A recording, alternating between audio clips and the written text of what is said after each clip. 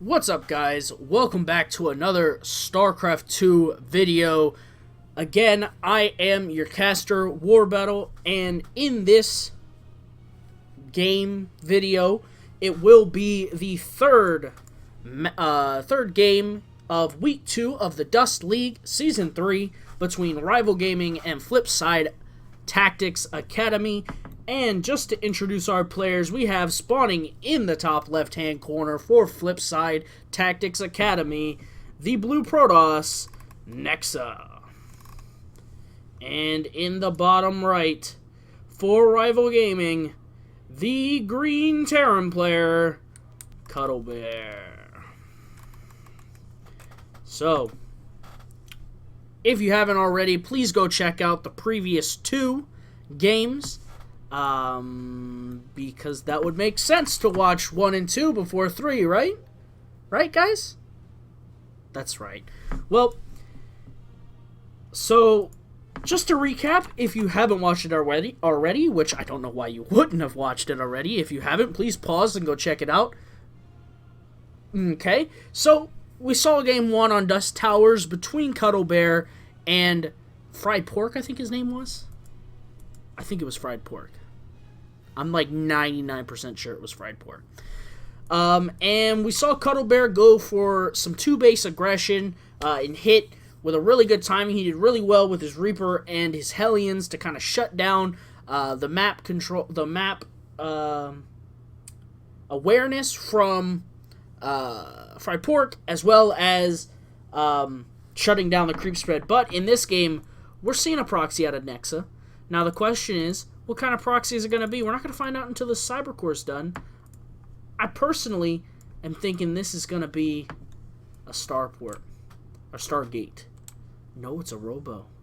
It's a Robo. So this is going to be the 2 Robo Immortal build that I've seen before. Oh, and Cuddle's not going to see it. Oh my god. Are you kidding me? Are you kidding me?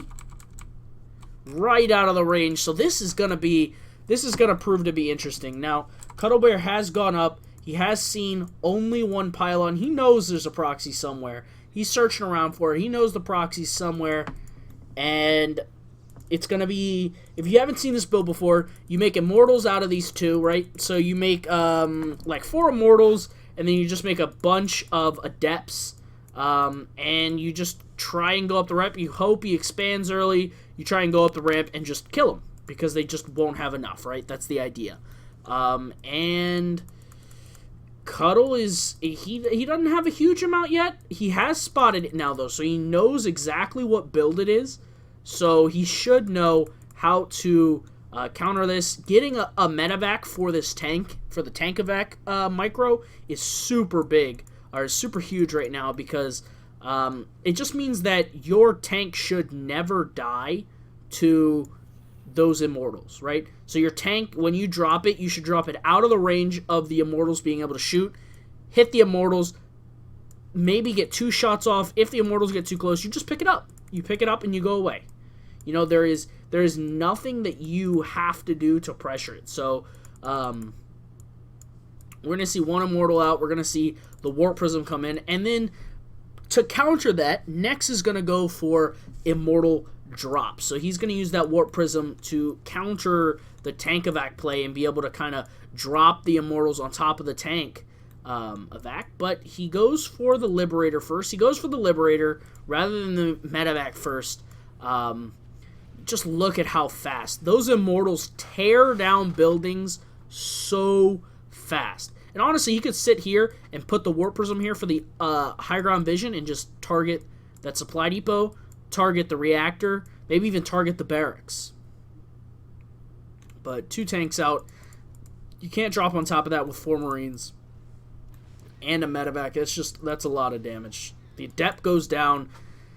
This is getting really scary for Nexa right now. Oh my gosh, look at this Liberator out of Cuddlebear. He's right in the middle line. There's nothing going to be able to happen from Nexa here. Nexa's completely all in. He's got no mining going on, so he can't really build any more, like, units. He's completely, you know, like, stuck right now. This Stalker is, like, just out of range of the Liberator to be able to hit it.